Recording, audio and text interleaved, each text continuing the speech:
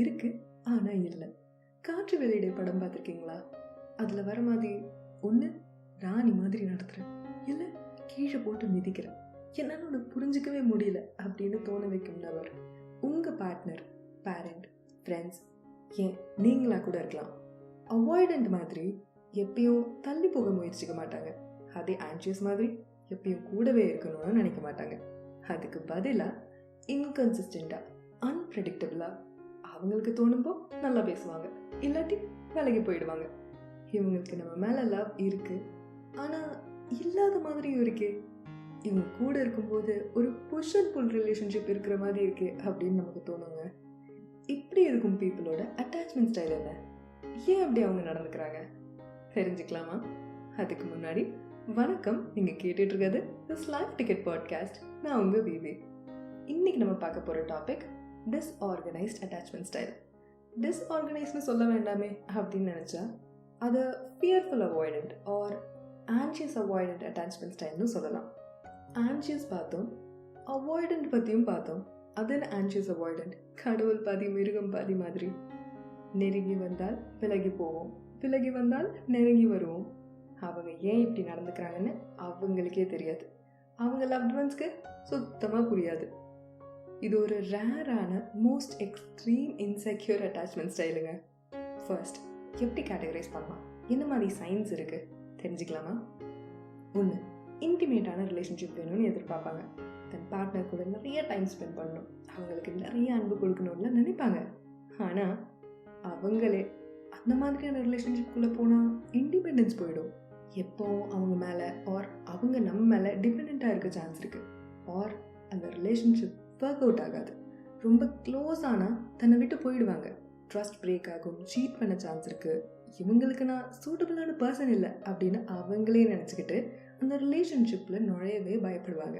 இதெல்லாம் வேண்டாம் அப்படின்னு அவங்களே ஒதுங்கி வரதான் நினைப்பாங்க.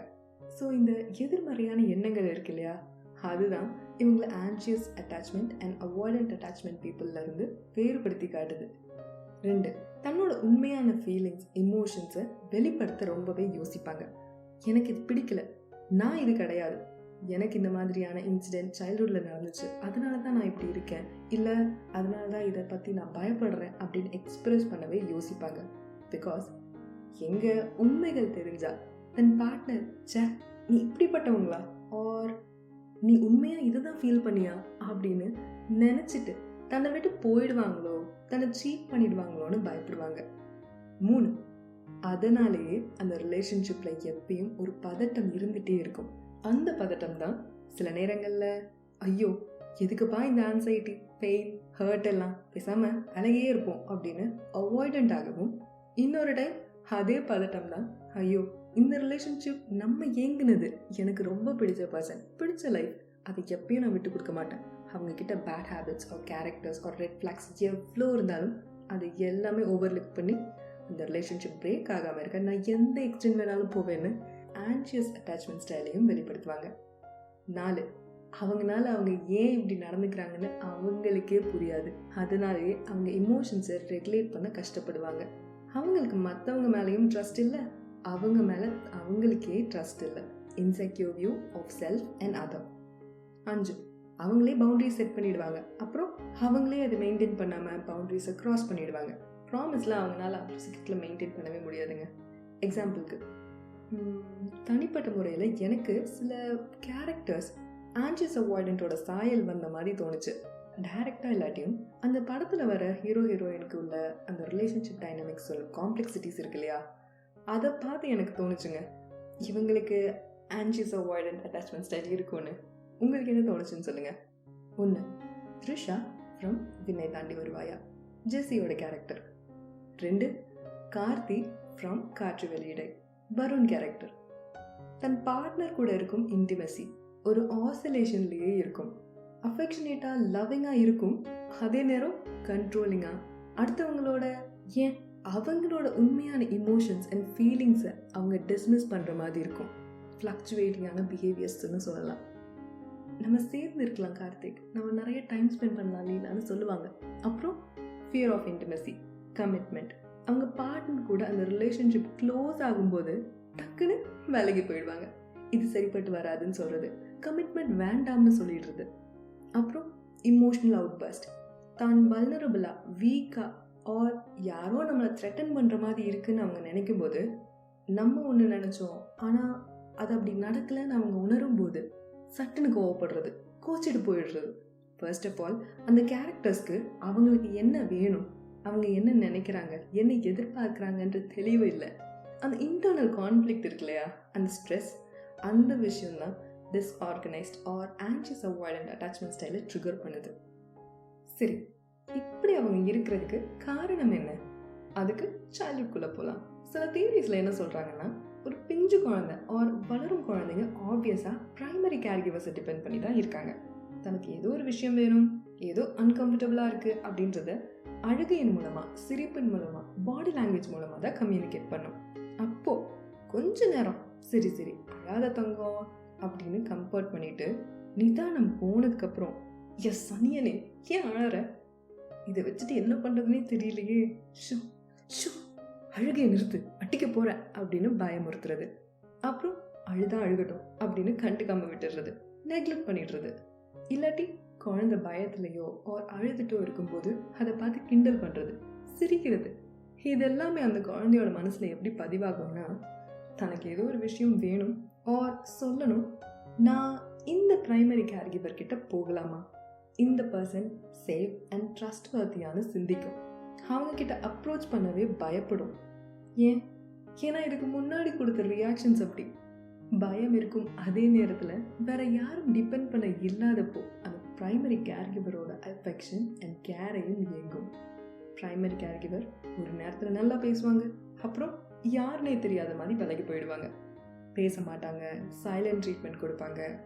என் உலகமே நீதான், என் சந்தோஷமே நீதான் அப்படின்னு சொல்லும் அதே கேர்கிவர், நீ எனக்கு வேண்டாம், நீ ஏன் எனக்கு பிறந்த, உன்னால தான் எனக்கு சொசைட்டியில் அவமானம், உன்னால தான் நான் ஹாப்பியாகவே இல்லை அப்படின்னு சொல்லும்போது ஒரு கன்ஃபியூஷன் வருது இல்லையா? இவங்களா இவ்வளோ நாளாக இவ்வளோ க்ளோஸாக இருந்த ஒரு பர்சன் என்னை இப்போ வேண்டான்னு சொல்கிறாங்க, திடீர்னு இவ்வளோ கோவப்படுறாங்க, எனக்கு பயமாக இருக்குது, என்னோட பிலீஃப் அந்த ட்ரஸ்ட் உடஞ்சி போயிடுச்சு. இங்கே தான் இவங்க வேணும் ஆனால் வேண்டாம் அப்படின்ற தாட்டே க்ரியேட் ஆகுதுங்க.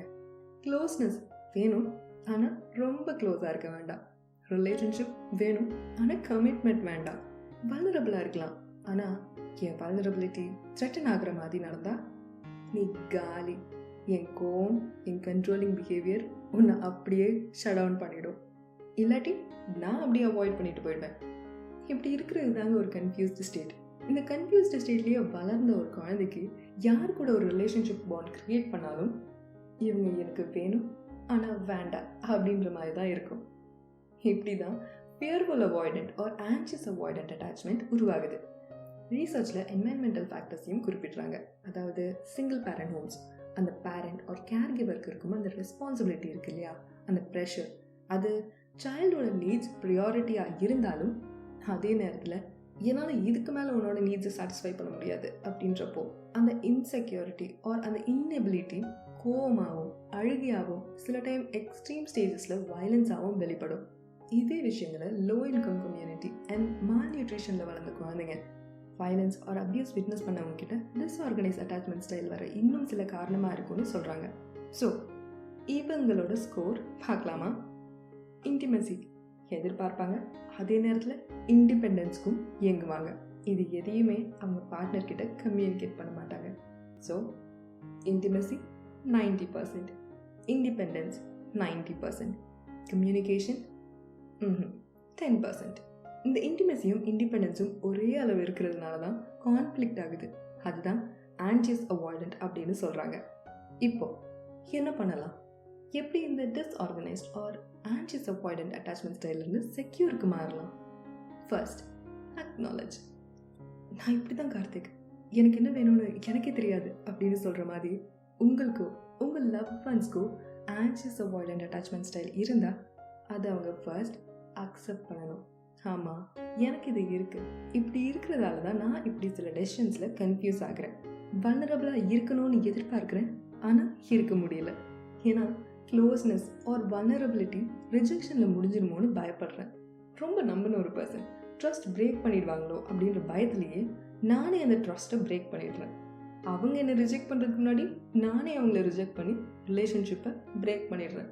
ஸோ என்னோட எமோஷன்ஸ் அண்ட் ஃபீலிங்ஸை செல்ஃப் ரெகுலேட் பண்ணணும் அப்படின்னு அக்செப்ட் பண்ணி லேர்ன் பண்ண ஸ்டார்ட் பண்ணோங்க. 2, அக்செப்ட் பண்ணதுக்கப்புறம் சில பொட்டென்ஷியல் கோல்ஸ் செட் பண்ணலாம். அட்டாச்மெண்ட் ஸ்டைல் பெர்மனெண்ட் இல்லை, அதை நம்ம எப்போ வேணாலும் மாற்றலாம். அதுக்கான ஒரு சில வழிகள் தான் இது. I want to be comfortable being close with other people. எனக்கு என்னோட ட்ரூ ஃபீலிங்ஸ் அண்ட் நீட்ஸை எக்ஸ்ப்ரெஸ் பண்ணணும். ரிஜெக்ஷன் ஆர் அபேண்டன்மெண்ட் பற்றி பயப்படக்கூடாது, கவலைப்படக்கூடாது.